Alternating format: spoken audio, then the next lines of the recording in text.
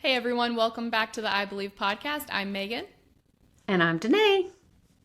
And we have a very special episode this time. Danet is a host of this podcast, as you all know. Usually, Danet and I are hosting separate episodes. Sometimes we do it together. But today, this is a fun one because Danet is actually coming in more as a guest role.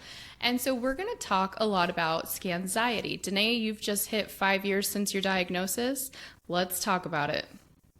Okay, well, you guys, I've done a lot of thinking about this in the last 5 years, so I hate to brag, but I'm a bit of an expert in my own Scanxiety because it's been 5 years every 3 months at a minimum. And those of you who have scans frequently, especially with a high risk prognosis, you know how that feels and you know just how disruptive to your life that it can be. So ultimately, though, I have kind of come to think about it as Scanxiety is this kind of emotional doomsday prepping, right? It's like pretending that I'm going to have the worst outcome possible, and so I have to be prepared for it. And I can't tell you that the feeling of anxiety is going to go away, right? That would be like telling you that the sky isn't blue because you know the sky is blue. And with a cancer diagnosis, that kind of anxiety and the scanxiety that comes up around scans, appointments, whatever it is, that's really just not going to go away. But I can tell you that it's possible to develop resilience and to develop the confidence and the skills to kind of go into your scans and come out of your scans without it derailing like a whole month or two of your whole life.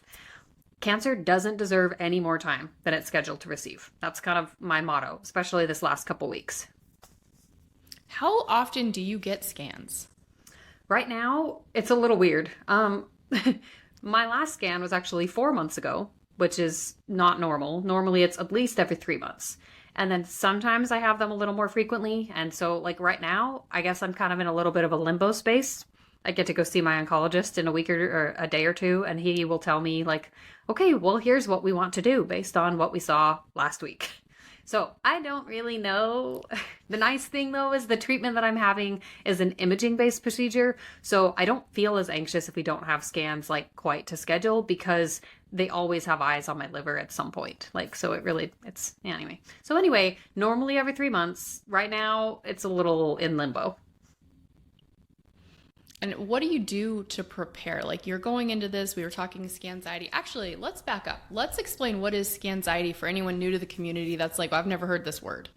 Yeah, so Scanxiety is a term that I didn't come up with, right? Like I didn't invent this term. If you are on social media and any cancer circles, especially in the adolescent or younger adult population of cancer, then you might have heard this term because people talk about it as just a way to describe the feeling and the angst that comes up ahead of you having and the day of your actual like MRI or a PET scan or a CT or just whatever imaging procedure you have that you go and on a, it could be every 6 months, could be every 3 months. But that surveillance schedule, it then kind of like fills this pattern in your life. And I have just been able to notice with a lot of help from therapy.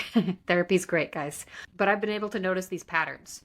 And those patterns of anxiety rise leading up to the scans, and then they kind of peak at the time that I get those results, and then they come down after the scans. Even if I got really unfortunate news in my scans, right? Even if the scans were bad, there still is some level of like the anxiety comes down after the initial like, oh, I got the information is over. So really, it's just specifically a cancer community term to explain the anxiety around your surveillance, whatever that looks like. Like I said, that could include scans, but so for some people, just in the wider cancer community, that's just blood work, right? Some people only experience that kind of, we call it scanxiety because imaging scans, but you could also be experiencing the same kind of anxiety because you're waiting for a blood result or because you have some kind of a like liquid biopsy that they're checking, like a ctDNA test. Some cancer patients have that.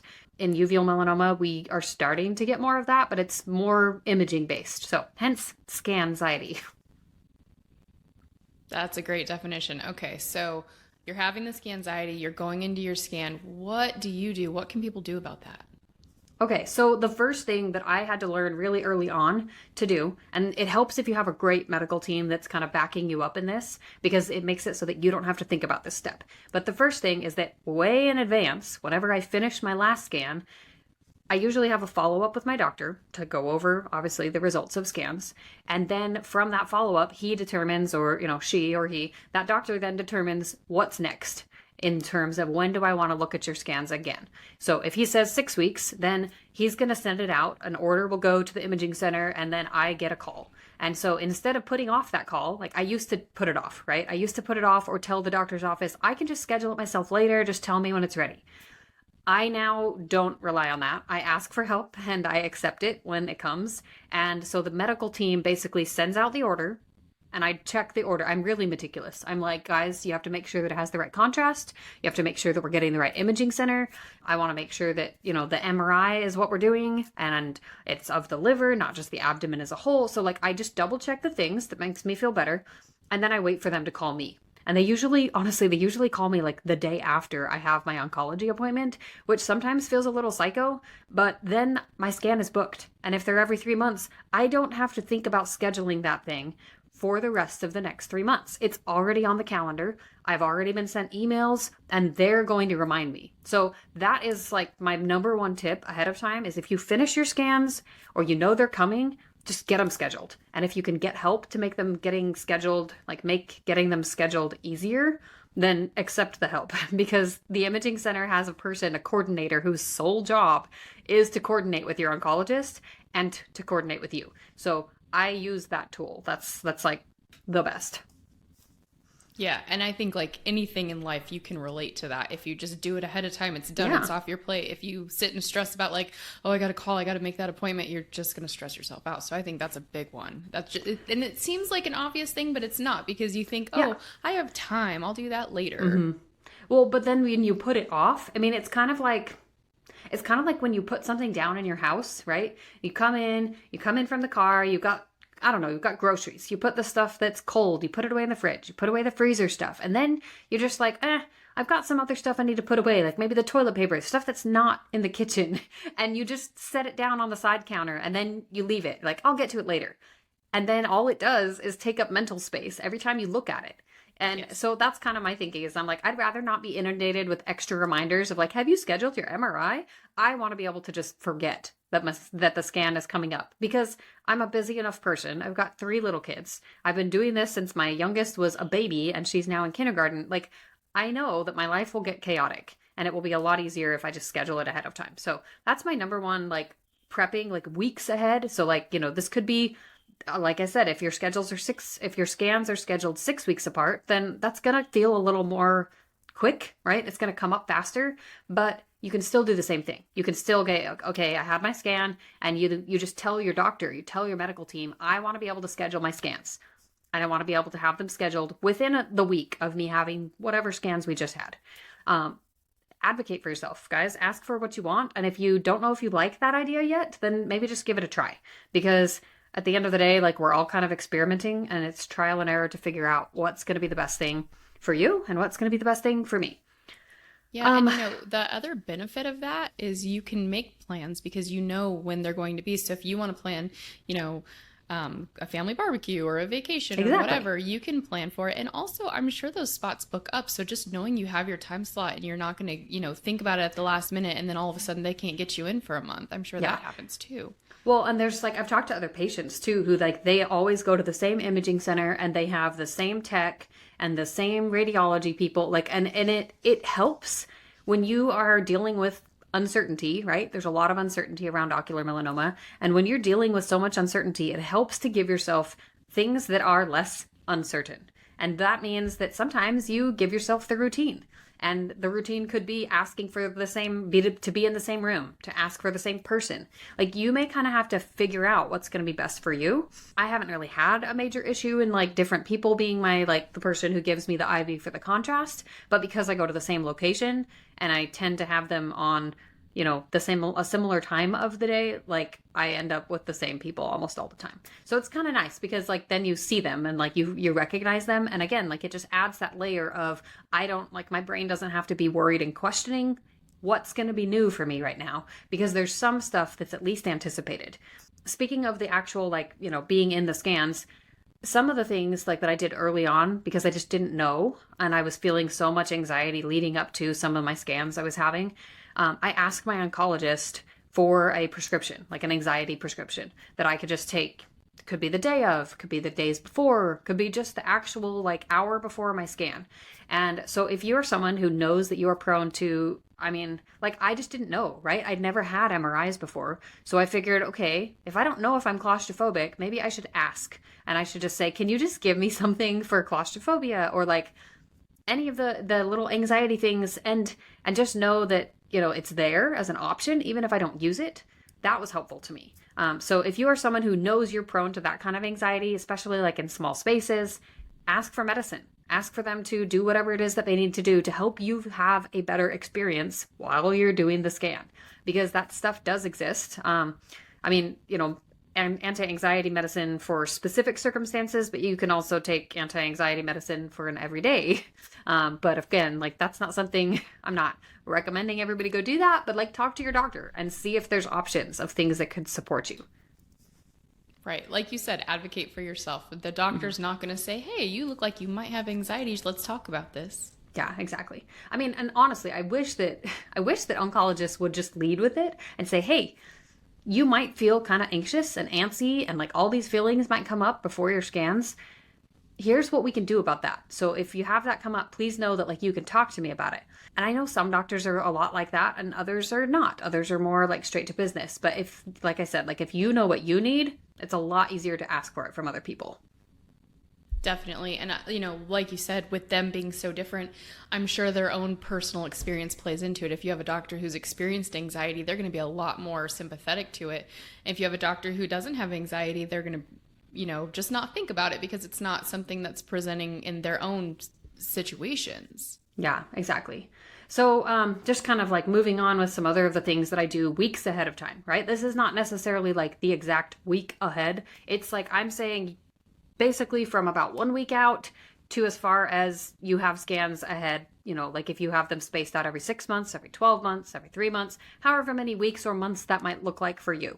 But for me, it's usually just weeks. It's, you know, a number of months, but it translates to like 12 weeks max. So I communicate ahead of time, like usually like maybe 2-3 weeks ahead of my scans, and I communicate with my online community.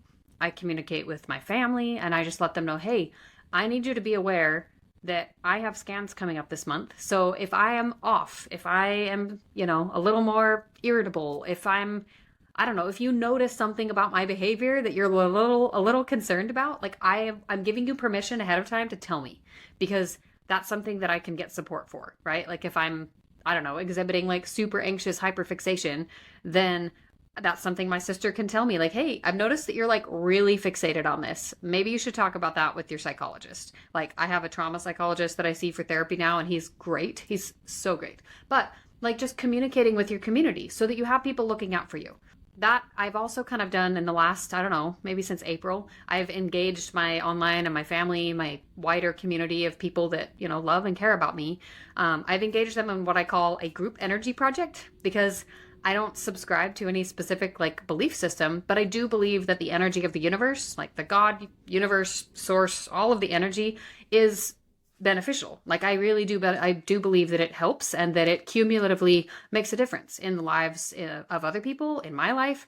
And so I have actually asked people for specific things that I want ahead of procedures, ahead of scans, like, because there's all these things we don't want, right? Like there's a lot of things that we don't want. We don't want progression to happen. We don't want to have the scans to begin with. We don't want to feel sick. Like we don't want to feel all those things. But if there's anything that I've learned in working with my therapist and with, actually, I started working with Craig, who Megan has interviewed on our podcast here. So if you guys haven't watched Craig's interviews about hypnotherapy, please go watch them. He is so incredible. And I've worked with him like as one of his personal clients for the last few months, and it has been life-changing. So little kudos to Craig there. But doing that has just taught me to stop putting out there, because it's easy in therapy or with my friends. It's really easy to just go into the idea of like, well, when I have this happen, like I don't want the IV to hurt and I don't want this. And instead, like what Craig has been helping me kind of train myself to do is to say what I do want. Like I want my IV to go in really easily. I want the contrast to not like feel uncomfortable. I want to be able to like take really good breaths whenever I have to breathe with the MRI machine. Like talk about what you do want, because when you talk about what you want, your brain goes looking for it, and the universe, in my opinion, delivers that back. So I've specifically asked my community to like know ahead of time for procedures, scans, things like that, and just rally around me with their energy. And I feel like it's made a really big difference in my ability to cope. Aura Biosciences is a clinical stage biotechnology company focused on developing precision therapies for solid tumors that aim to preserve organ function. Our lead candidate, Belsar, is currently in late-stage development for primary choroidal melanoma and in early-stage development in other ocular oncology indications and bladder cancer. Our mission is to grow as an innovative global oncology company that positively transforms the lives of patients. For more information, please visit us at aurabiosciences.com. I love everything you just said. I think it's so important. And I think that's one of those things that people just kind of disregard because it's not the typical medical, it's not fact, it's not black and white in your face. It's hope. It's, it's not this tangible thing you can just put in front of you. And I think exactly. It's so much more powerful than people will give it credit for. Yeah, I love it. And I think it makes a really big difference when you like kind of switch what your brain is focused on, right? It's just a small switch. And I've talked about this before, like there's what ifs, right? That's all existential crisis doomsday prepping is it's just your brain going, what if? And the times that I'm able to kind of flip that on its head and say, what if the good instead of what if all the bad? Or what if all the things I'm afraid of versus what if, what if's a possibility is what I started calling them years ago. And I feel so much better as a person. I'm much more present with my life, which honestly, like I said, guys, cancer doesn't get to take up more space than I or you choose to give it. Bottom line.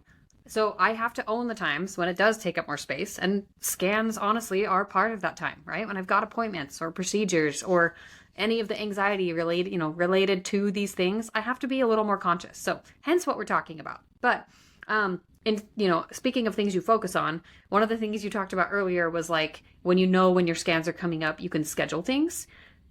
That's something that I would highly suggest. We've had patients on the podcast who I've talked to, I'm sure Megan's talked to a few, who when we talk about scans, we talk about surveillance or just whatever it is that you have coming up. Almost every single person I've talked to has always said it helps to find things that you're looking forward to and plan for those the day of scans, plan for them the weekend after scans. Like you'll get the feeling for what is, your results timeline. Some people have to wait an entire week. It just depends on what medical center you're at, where you're at in the country, where you're at in the world, really. Some people get their scans on a Tuesday and they won't hear back from their doctor for another week or two. And that can be really, really debilitatingly you can feel a lot of anxiety around that, right? You could. And it's not fun. It's really not fun. But if you can find things that you can look forward to and schedule them ahead of time, like a trip or a movie or a facial or a massage, pick what's good for you.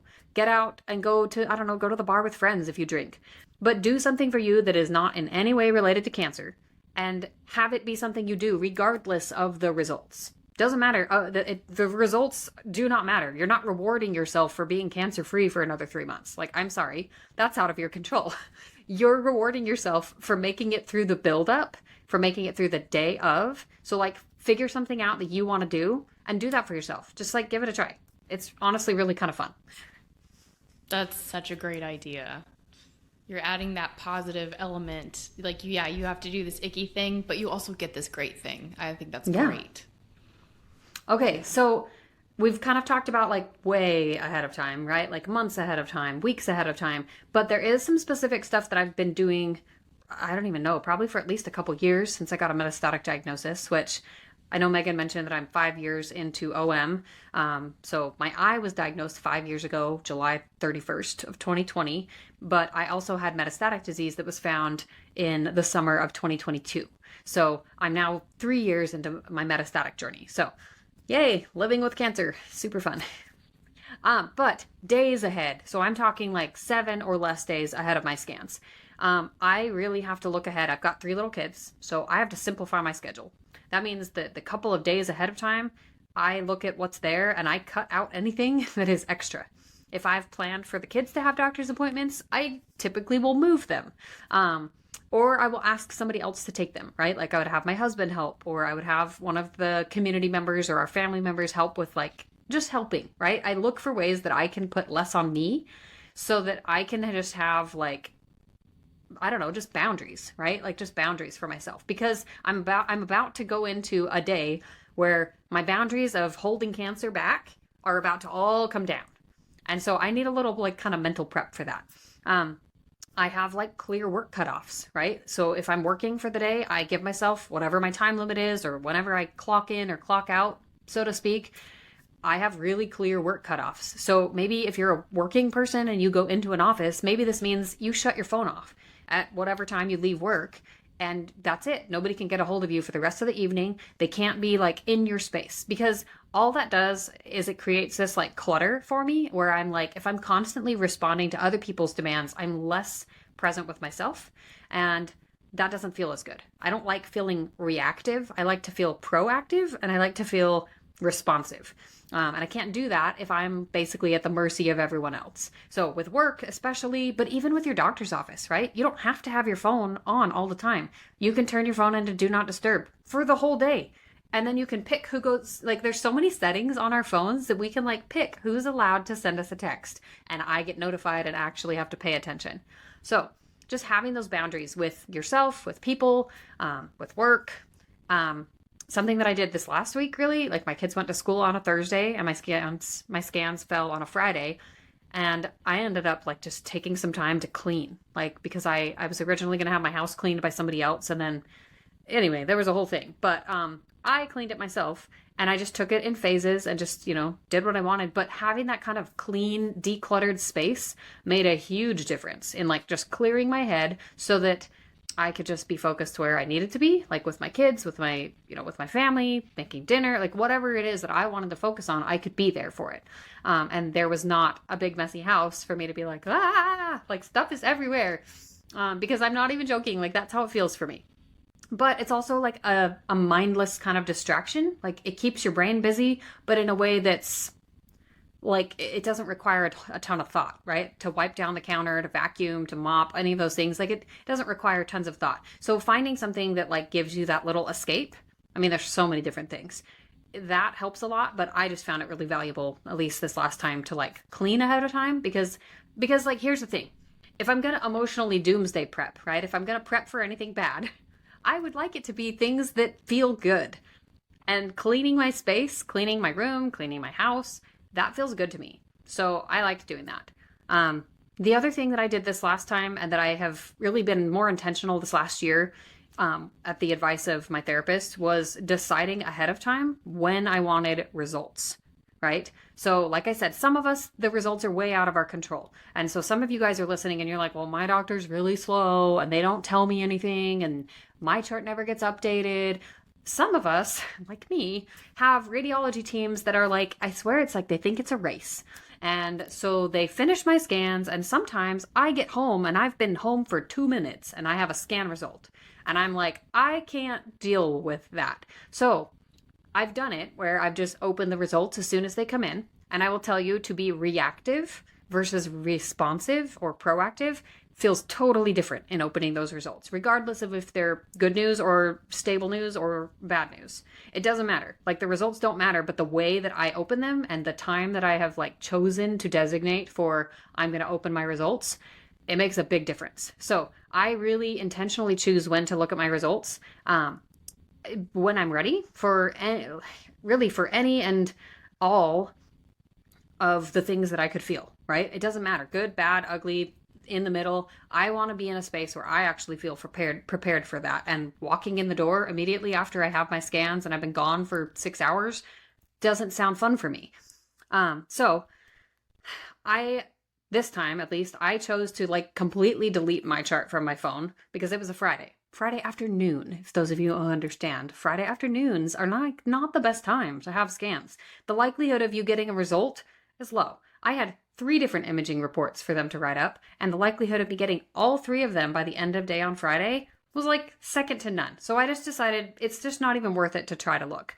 Plus my kids were home from 2 days of school, hadn't seen them like all day on Friday because I was gone for scans longer than normal.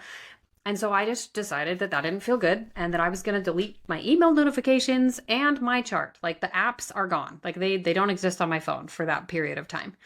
And because then I don't have to rely on the doctor's office, like giving me changing the notification settings, because they can change it. They can like not email you, and it will not email you the little thing that says you have a test result.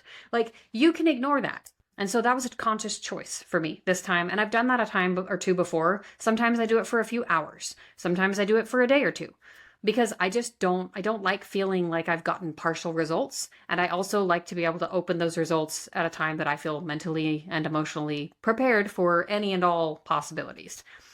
The last part of that, like prepping for the results part that I do, is that I actually I do choose, and this is my choice, like not everybody does this, but I do choose to look, regardless of whenever I receive those results, I do choose to look at them before I meet with my oncologist for a follow-up.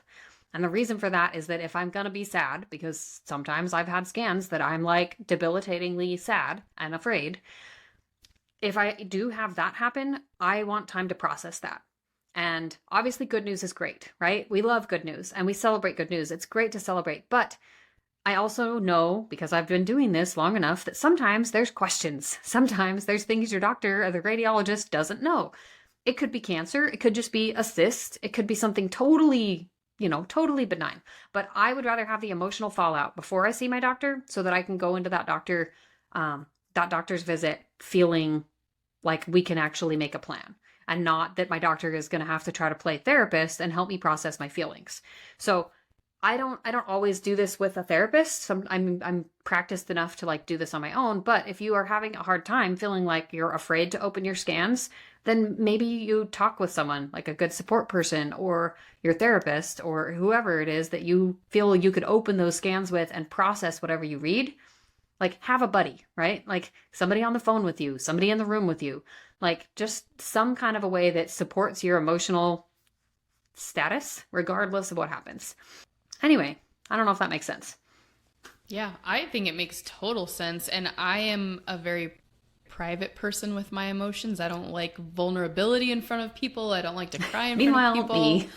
Right. So I feel like I would be just like you. I would want to know ahead of time. I would want to have, my emotions by myself, and then go in a little more centered. And not that you're not going to be emotional there too, but at least you've gotten that first wave of it by yourself. I think that's totally what I would do too. Yeah. Well, and like as far as the feelings go too, sometimes even with all of the preparation, right? All of the routines and the things that I do to make myself feel good, all of those things leading up the weeks or the days before, sometimes I'm still really emotional. Like this time, my scans were happening right after my 5-year anniversary. Like that's an emotional time of my life, right? My 5-year cancer diagnosis anniversary, that's just by nature emotional. And then on top of that, all of my kids went to school the day before, including my baby, who was a baby when I was diagnosed. So like the emotional layers that I was feeling this last week were like absurdly stacked. There were many. And I talked about them in therapy, and I just tried as much as I could to process. And what I ended up actually doing the night before, so like 2 nights before my scans, it was like Wednesday night, and I was having a really hard time going to sleep before the kids' first day of school. And I just decided that, you know what, like I don't feel like writing, like handwriting. Sometimes I journal and I write something down in a notebook on my bed, but I just went ahead and just journaled on paper. Like I just typed out on my computer, like everything I was feeling, all the things that I was feeling triggered by, and there's just something different, right? Like it's one thing to talk to somebody, but it's another to like write it out. And anyway, I found that really, really helpful. So like if you're not a vocal processor like me, then maybe writing and just writing it down. And there's no expectations, right? Nobody has to read this journal. You can burn it later if you want. I mean, I actually would encourage you to burn it. I've done that before, and like burning things leading up to my scans or leading up to like a liver procedure, it actually feels really, really great. So anyway, actually, there is something to that. When you write negative, like fears and emotions, and you burn it, there's something to like burning that energy. Yeah, that like you're energetically releasing it, and it helps you release it. So that is a thing. Yeah, for sure. So, I mean, I did a lot of journaling, a lot of crying, not gonna lie. Like I did a lot of crying leading up to my actual scans. And then the day of, like, do you feel like we're ready to go to the day of, or do you have any other questions? I think we're ready. Okay, so day of scans. Ha ha ha. All right, so I don't just do this the day of. On a good day, I would meditate every single day, but finding a simple, short recording to just kind of center myself at any point during the day. Sometimes my scans are in the morning, sometimes they're in the afternoon, but I'm just going to walk you through this Friday because it was a really good day. So this Friday, I woke up, got my kids off to school, which was very early. They have to leave at like 7 in the morning, you guys. It's so early. But I sat down on the floor. Actually, I lay down on the floor because I like to ground my body. And I just popped my earphones in and I started listening to one of the hypnotherapy recordings that Craig has given me because I am one of his clients. And that just alone, like it's basically the meditation that I choose to use more frequently these days is actually one that it focuses a lot on gratitude and like on remembering like happy things, right? Happy memories, good memories, victories, like things, like times that you felt like on top of the world. And so it really gets me in a really good mind space. So that was the first thing I did. And lots of water. And those of you who have scans, like, I don't know, do you guys like share, those of you guys watching the YouTube video, tell us in the comments. I want to know, does your doctor and your scan team tell you to fast water and food for up to 6 hours before your scans? Because I've heard mixed things from a few people, and some people it's like no big deal. Other people are just told don't eat for like 2 hours beforehand. Like it is so mixed. So tell us below, like, what does your doctor tell you? Because my doctor tells, well, not my doctor, but the medical team that does the scans always is like nothing to eat or drink 6 hours prior. That was fun. So, I choose to do 4 hours for drinking water because I can't not drink water. I live in Arizona, guys. It's hot. It's very, very hot. But I was fasting, but I also was not done because my scans were scheduled in the afternoon. I was at a point that I could actually afford to exercise and still be ahead of that 6 hours. To be able to have lots of water and things like that. So I did like super light exercise. Like I do rebounding sometimes, maybe yoga, but just picking some kind of body movement that feels good for me. That felt really good. I was listening to just during my workout, I was like listening to music, and it's music that I have in a playlist. I've actually made a playlist like forever ago. And every time I have a song that I like and that I like how it makes me feel, I put it on that playlist because it's just an empowering feeling to use things like music or even like an audiobook or affirmations, like something that just helps you get in that space of confidence. Because at the end of the day, I know, right? And I'm telling you this because, maybe you're like, well, why is that going to matter? It matters because how you feel matters. It doesn't change the results, right? It's not going to change what the pictures show on those scans. You going into those scans feeling like an anxious mess is not going to make them somehow worse.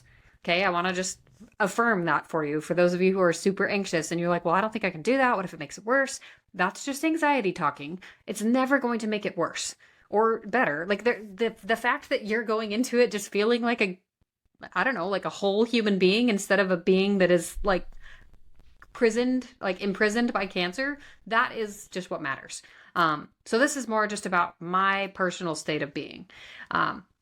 But I feel so much better like when I do the things like this. And I also I mentioned this for the week before, but I also the actual day of, unless I have specific like people, like my kid's school, my husband, maybe my mom, I turn off all notifications on my phone. And if I don't have the time to figure that out, like to, go in and change the settings, then I actually just turn it on to airplane mode and I just ignore everybody and trust that if the school has an emergency, they'll call my husband. So kind of like cutting out that distraction, that need to respond to other people so that you can just be present for yourself. That makes the world of a difference. And then I also plan and book sometimes the day before or the day of, but I do something called a sauna afterwards as a way to help detox contrast. That's just a personal preference. That's something that I've done a lot of personal research around in the holistic setting. But it's just a way, like sweating is one of the best ways that our bodies can detox from bad things, right? From sickness, from toxins, like all those things. And I don't love having contrast, and I would rather feel like I'm doing something to get it out of my body faster, right? And especially because some of the contrast, like if you have an EOVist contrast, they're always asking you, well, how's your kidney function? Well, the best thing you can do for kidney function is to drink tons and tons of water after. And if you're drinking tons and tons of water and you also do a sauna, the flush that happens is great. Like it just, I actually spent the whole weekend feeling fantastic because I did so much to like support the detoxing after. Castle Biosciences is a proud sponsor of this I Believe podcast. Castle's innovative uveal melanoma tests provide valuable information about the risk of your eye cancer spreading to help you and your healthcare team individualize the management of your disease. To learn more, visit castlebiosciences.com. So if you haven't tried a sauna, feel free to reach out or, look around. Like I actually found a wellness bar a while ago, like years ago, and that's what they do. They have, various different therapies like a sauna or, I don't know, dry float therapy or just various different things to support overall like body wellness. But I plan for that, and I actually plan it for like, okay, my scans are at 1:00. I should be done, with scan 1, 2, and 3 because they do them all back to back. And then I book for whatever time I'm going to be done. So I just do scans and then I go straight to a detox place if I can do that. I can't always, but if I can, that's my ideal. So that's what happened this week is I did that. And then honestly, you guys, like I said, I just deleted my chart. I got home, my kids were home. We were ready to have dinner. I was feeling good. I told them I needed to go take a shower because if you go in a sauna, you get very sweaty and it's gross. So I did that and like just kind of felt like a whole human again. But I also already had deleted my email notifications. And then just because my family is also we're all kind of prone to anxiety in my family. And I told them, hey, here's what I did and why. And I just am letting you know so that you don't bug me all weekend. Like, because I am trying not to bug myself about it and not to hyperfixate on the lack of or presence of results. So I'm asking for you to support me in this. And you're going to help with distracting me. But you really don't have to ask me, like, do you have your scan results? Because the answer will be no, until at least Monday morning. That was what I told them. And I actually stuck to my guns on that one. Like, I really stuck to it, and it felt so good this weekend, you guys. Like, I can't recommend it enough. That's amazing. I love that you went in with such a plan, but it was all things that were, like, positive and helpful to you. It wasn't like you were over micromanaging, to like, I don't know if I'm saying that in the right way, but it was like such a positive plan where I think sometimes like we can plan too much where we're then a slave to our plans, but this wasn't that. This was giving yourself all of these positive things that you could do to like just make yourself feel better and lift yourself up. And I think that going in prepared like that is really wonderful. Yeah. Well, and like, I mean, at the end of the day, a lot of the anxiety for me is wrapped up in all the things that I don't know the answers to, right? So my goal, like overall with anything that I do ahead of my scans, after my scans, all of the, even just with like procedures, like any of it, with treatments, because we are introduced to lots of new things with our cancer, like new results, new treatment options, new lab changes, because the human body is changing like literally from minute to minute. So I could have labs drawn this morning and then they would look different tonight. Like I don't have any control over that, but we are constantly inundated with this flux of information and this possibility of uncertainty. So if I don't know the answers, then what I can do is I can give myself simple answers or simple kind of like plans to as many of the possible unknowns that I can anticipate ahead of time. That's my goal. And then I'm no longer stuck in this anxious spiral because my brain is not focused on all the what ifs. It's now like, okay, we've taken care of the major threats. So we're just gonna ride this out for the moment. That's kind of how it feels. And so even if the plans that I make are like totally pretend, I don't have, and I can acknowledge, right? Like that I don't actually have any idea how any of this is going to turn out with every scan. It still helps to give my brain some sort of expectation that's realistic and just to like answer some of the questions of uncertainty. Obviously, some of it can't be answered right away, but that's okay. And the stuff that I can answer just is like, the more times you can give your brain an answer to the questions it's having, the better your brain is going to feel. Like that's just what I have continued to find, like time and time again. And if I can do that and feel better, like going into my scans, then like, why not? Yeah, 100%. I think that that's such a good way to look at it. And I think that a lot of people watching this right now are probably thinking, oh, this is like way easier than I would have made it in my own mind. If I was trying to come up with a plan. Yes, absolutely we do. And these are simple things like plan some time to just be by yourself with your phone off. Plan, to go to a sauna, or maybe go get like a green juice, something you feel like is going to put some health in your I got body. a smoothie after because I had been fasting. So then after I went and got myself like a really good, like greens, like tasted good, protein, like whatever I felt like sounded good. I went and got that because I was like, I'm not going into a sauna, because a sauna is kind of a cardiovascular activity. It's like in research, like going into a sauna for 30 minutes is like equivalent to some degree of time, like cardiovascular exercise wise. So it's actually like heart healthy to do sauna exposure. But anyway, I was like, I should probably not do that with nothing in my stomach. So I should go eat. So I did that, and it felt so good. Like I think at the end of the day, it's, again, kind of back to what I said before, like it's not rewarding yourself because the scans are good. It's rewarding yourself with like these little treats, these little things that you're expecting, these little dopamine receptor like things that happen in your day, or that you choose to let happen because you did it, right? Because you went to the office, you sat in the MRI machine, you let them give you an IV that poked into your arm and probably hurt, and then you left. Like you did those things, and that's worth celebrating. Like you allowed cancer the time it was scheduled, and then you walked away from it. That's something that you deserve to celebrate. And I can't push that enough. Like I feel like all of us as patients should be able to just separate ourselves from cancer and to celebrate that we were able to do that, even if it's just for a little bit. Yeah, I love that. And, the alternative is you leave your scans and you go home and you just sit and worry and think and you just sit and you spiral, and then the what ifs are there, and that doesn't feel good. I'm not going to tell you that I haven't done it. Like I've absolutely done it.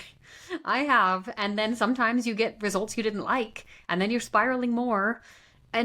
So we're not going to talk about that. We could talk for hours about the rest of that and like processing news and all of that. But ultimately, I hope that this has been helpful, like for those of you listening, in just like, okay, what can I do to kind of approach my scans a little differently? Especially if you're like me and you're prone to anxiety. And I know like maybe listening to me talk, you don't think that I am, but like, guys, I really am. I used to get debilitating stomach aches before my scans, like so bad. I would like think that my liver was in trouble because my stomach hurt that bad. And it was a stomach ache like that. It was literally like heartburn manifesting itself in a stomach ache because I was so anxious. And so I really had to practice and try out and trial and error, figure out things that work for me.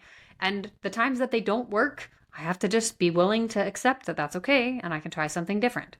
There's nothing wrong with your routine not helping you, the next time you do it. It just means you got to tweak the routine.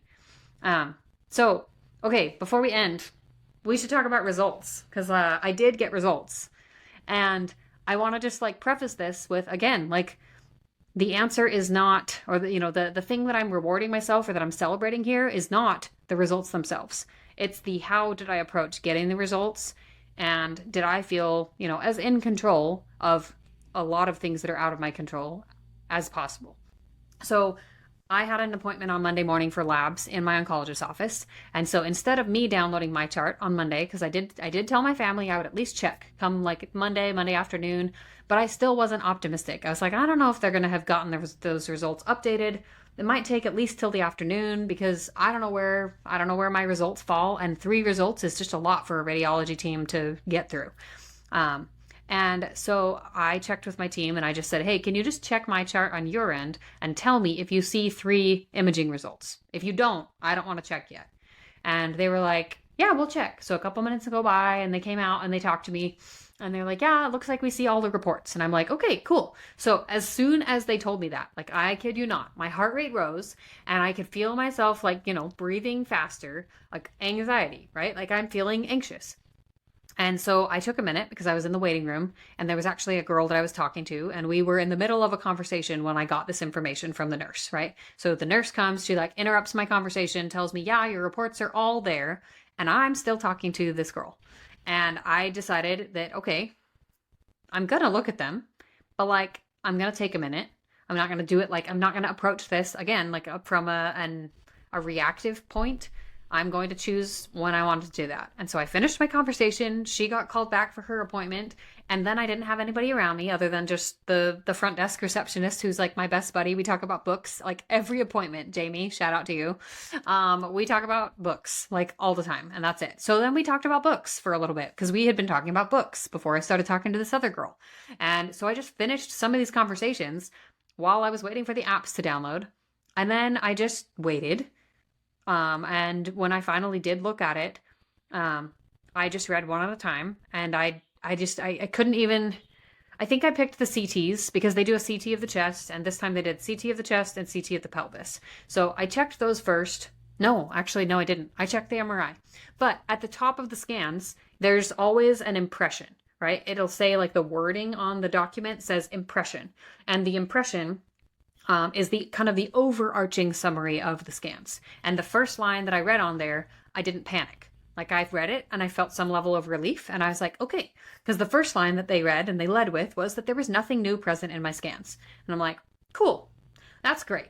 So then I closed out of the MRI because I'm like, I don't want to read the rest of the MRI yet. I'm going to go check the other stuff. So then I checked the other ones, and all of the other ones say, no visible evidence of metastatic disease, which they're typically used to seeing in a CT for a very long time in metastatic management, but they still do check. So that was reassuring. So then I'm going into the next, like, okay, I'm going to look at my MRI, but I'm going to look at it with like, I've got some good news on my side here.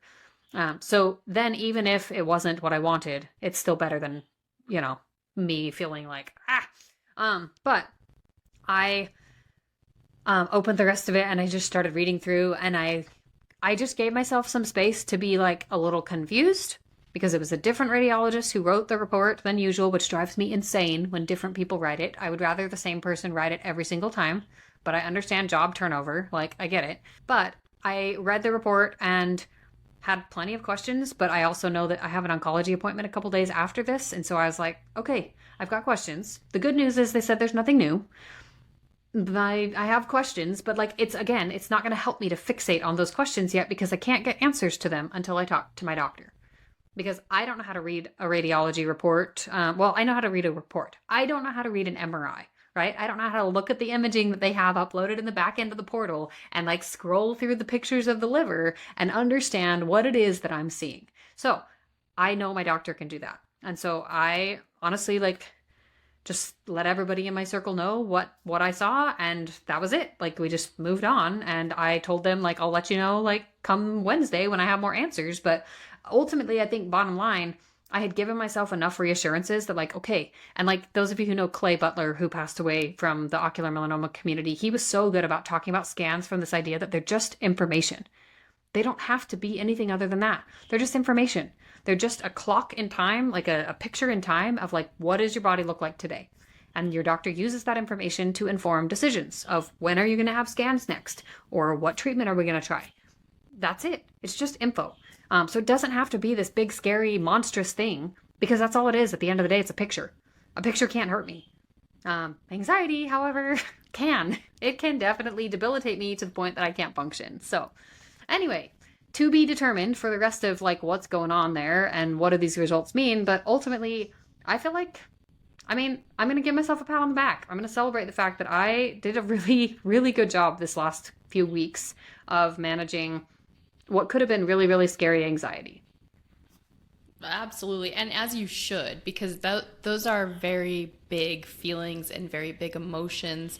And it's a lot to deal with, no matter if it's your first time or your 100th and 50th time. Like, it's a big, big deal. So congratulations for giving yourself that room to do it and giving yourself the tools to do it. Those are huge things. Yeah, I love it. So anyway, hope this has been helpful for you guys if you're listening. And then if it hasn't, take it with a grain of salt that I'm, an expert in my own journey. I'm not an expert in yours. So I really hope that you guys are able to figure it out. Just know that I think it's possible for all of us to figure it out, to like find the resilience, to kind of claw your way back up out of the pit of despair every time you do fall into the pit, because I fall into the pit sometimes. Like, I'm not going to lie. So anyway, lots of love to you guys, and I hope to be able to chat more next time. Absolutely. And before we go, we just want to thank our sponsors. They make this podcast possible, and without them, we can't bring any of this to you. So check them out. They do great things for our community. Also, stop by our website, acureinsight.org. There's a button at the top, sign up for our newsletter. We send we send a monthly newsletter that has all kinds of information, everything you need to stay up to date in the ocular melanoma community. And we've got 5Ks going on. Check our social media. Please give us a follow on any platform you're on. We've always got a lot of great events going on. Right now, we're running Sight Through Life through the end of August. We encourage you to join. It's free to join. You can earn points by doing really simple things like wearing blue on Monday. Like, those are things you can get points for and share. And then we are trying to raise $100,000 by August 31st. So join us there. Like I said, it's free. We're not asking you to fund it. We're asking you to share to help us fund it. So please do that. And that's all for me. So we will see you guys next time. Sounds good. And guys, make sure if you haven't already, register for I Believe. If you want more of these kinds of tips and tricks, you want people to help talk, therapists, lifestyle coaches, doctors, like they're going to talk to you about not only managing your disease and navigating this, but also like the latest in research. If you guys were present for Eye on Research this last weekend, oh my gosh, it was so good. And that was just a taste, you guys. We've got so much more we're going to be able to talk about come October. So I believe October 11th, 10th and 11th, I think. And we're going to be out in North Carolina, right? Yeah. And yeah, Raleigh. So it's going to be super fun. Come see us. Yes, absolutely. Please come see us. Please sign up. It is free. It is funded. So, there's solely no by reason... sponsors. Like we get huge sponsorships to make it so we can go to an awesome hotel, have an incredible event that is professionally produced, and then we get to provide you guys with time to meet and mingle, but also to learn. And to empower yourself to be a better self-advocate in your own chronic illness. Because that's what I've learned that this is. It's kind of a chronic disease. Yeah. And Danet, will you be there? You'll be there, right? I'm planning on being there. All things point to me being able to be there, at least as far as the dates predicted as for my treatments go. But yeah, that's my plan. Perfect. Worst case, we'll pivot and adjust. But yeah, we're going to be there. So come see us, guys. Come spend time with us, especially if you're on the East Coast and it's easy to get out there. Yes, and we hope that we see you there. If you come, please come introduce yourself to us, talk. I'm sure we'll have plenty of time to hang out, but we would love to get to know you and see you there. So definitely sign up for that. And guys, just keep tuning in, keep commenting, liking, and doing all the things you're doing. It's helping us so much, and we just really appreciate you for being here. Thanks, guys. Talk to you next time. Bye, everyone.